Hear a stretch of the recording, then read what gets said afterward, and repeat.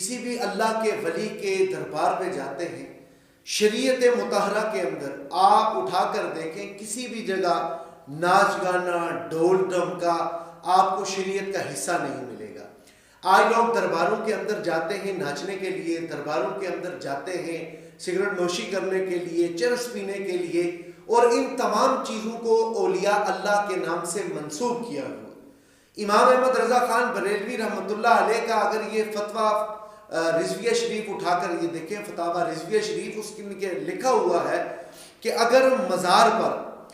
چادر چڑھی ہوئی ہے اور وہ بوسیدہ حالت کے اندر نہیں ہے تو آپ اس کے اوپر چادر نہ چڑھائیں، بلکہ اس چادر کا جو نذرانہ ہے آپ کسی غریب کو دے دیں۔ اور اسی طرح امام احمد رضا خان بریلوی رحمۃ اللہ علیہ نے لکھا ہے کہ جتنا رکوع کی حالت میں جھکا جاتا ہے، اگر کوئی آدمی اتنا بھی جھک جاتا ہے تو وہ سجدہ تعظیمی کرتا ہے۔ اب درباروں کے اندر لوگ جا کر چومتے ہیں، حالانکہ یہ جو چومنا ہے آپ علماء کرام سے جا کر اس مسئلے کا پتہ لگا لیں۔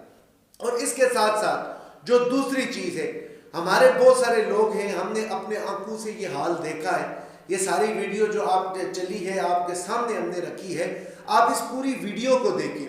اس ویڈیو کے اندر آپ کو نظر آ رہا ہے کہ کسی بھی جگہ اللہ یا اللہ کے رسول صلی اللہ علیہ وسلم کے احکامات کو فالو کیا جا رہا ہے، اللہ یا اللہ کے رسول صلی اللہ علیہ وسلم کی شریعت کو فالو کیا جا رہا ہے۔ حالانکہ درباروں کے اندر جو اولیاء کرام تھے، جن اولیاء کرام نے دین کی خدمات کی ہیں،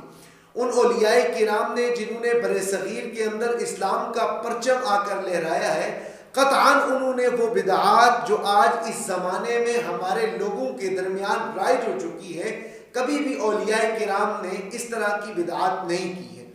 آج لوگ درباروں کے اندر پتہ نہیں کس نظریے سے جاتے ہیں، نہ اللہ کی بات ہوتی ہے، نہ قرآن کی بات ہوتی ہے، نہ حدیث کی بات ہو رہی ہے، وہاں کوئی لوگ لگے ہوتے ہیں قوالی، حالانکہ جن جو صوفیاء کرام قوالی کے قائل ہیں، یقیناً آج جو قوالی درباروں کے اندر ہوتی ہے اس قوالی سے میل جول ہی نہیں کھاتی۔ یہ صوفیاء کرام والی قوالی نہیں ہے، لوگ آ کر بیٹھتے ہیں اور پھر اس کے بعد آپ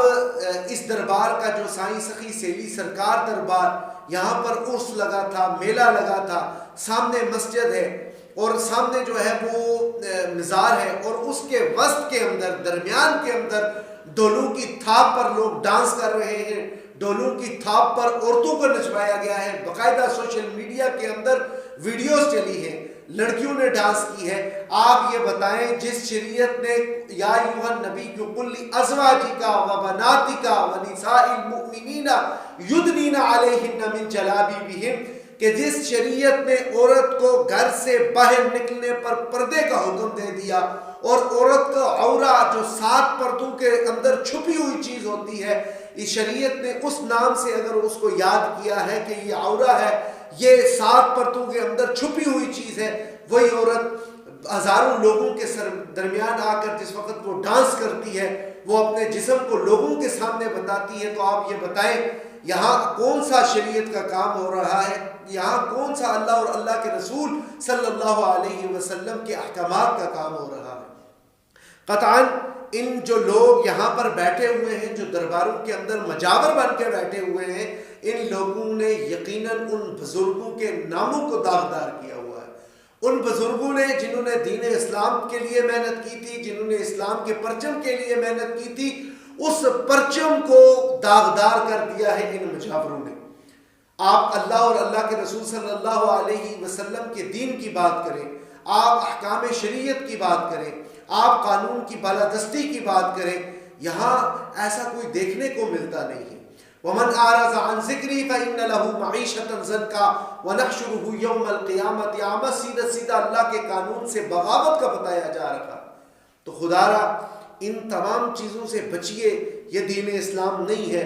آپ کو دین اسلام کا جو نقشہ پیش کیا جا رہا ہے، انتہائی غلط نقشہ آپ کے سامنے پیش کیا جا رہا ہے۔ دین اسلام وہ دین ہے جو آپ کو بھی یہ کہتا ہے کہ اہدنا الصراط المستقیم صراط الذین انعمت علیہم، کہ ان لوگوں کے رستوں پر چلو جن پر اللہ رب العالمین نے انعام و اکرام کیا ہے۔ اب ان لوگوں کا رستہ آپ لوگوں کو تلاش کرنا ہے، ان لوگوں کے رستوں کو آپ لوگوں نے دیکھنا ہے کہ ان لوگوں نے یہ کام کیا تھا یا نہیں کیا تھا. لوگ ہزاروں کی تعداد میں مزار کے اوپر جاتے ہیں, ہزاروں کی تعداد میں لوگ جا کر وہاں چڑھاوے چڑھاتے ہیں, وہاں چادریں چڑھاتے ہیں, لیکن آپ مجھے بتائیں وہ چادریں ان درباروں پر کیوں چڑھائی جاتی ہیں, کس نیت سے چڑھائی جاتی ہیں؟ کیا آپ شریعت کے تمام کام کرتے ہیں؟ اور اس کے ساتھ ساتھ جو دوسری بات کہنے کی ہے, لوگ یہ کہتے ہیں کہ جی ہم عرس پر گئے, ہم میلے پر گئے تو ہمارے گناہ معاف ہو گئے. آپ یہ بتائیں کیا آپ نے اللہ رب العالمین سے کوئی معافی کی بات کی ہے؟ کیا اس کے سامنے آپ گڑ گڑائے ہیں؟ کیا آپ نے اپنی جبین نیاز اس کے سامنے جھکائی ہے؟ جب آپ نے اس سے معافی ہی نہیں مانگی, جب اس کے سامنے آپ نے جبین اپنی جھکائی ہی نہیں, تو پھر آپ یہ کس طرح کہہ سکتے ہیں کہ آپ کے گناہ معاف ہو چکے ہیں؟ تو یہ جو ویڈیو ہے یہ تنقید برائے اصلاح ہے, یہ ہمارے نوجوانوں کے لیے, یہ ہمارے بزرگوں کے لیے, یہ ہمارے بچوں کے لیے. آپ اہل سنت کے جتنے بھی علماء کرام ہیں ان سے جا کر پوچھیں, یہ جو ڈانس کرنا, یہ جو ڈھول دھماکہ کرنا, یہ جو چرسیں اور شرابیں پینا, کیا یہ اولیاء اللہ کا کام ہے؟ ہر آدمی یہی کہے گا یہ اولیاء اللہ کا کام نہیں ہے, ہمیں اس سے بچنا چاہیے.